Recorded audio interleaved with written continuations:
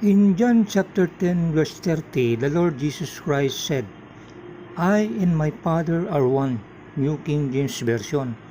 Many religions typically employ this brief verse to provide evidence for their belief that Christ is God.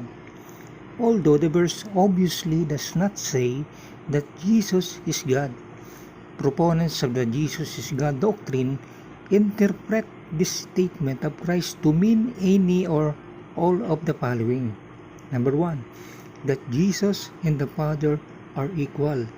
Number 2, that they are one in being persons of the one Godhead, together with the Holy Spirit in the so-called Trinity.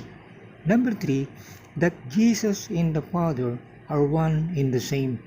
And number 4, that Jesus claimed to be God, considering the succeeding verses.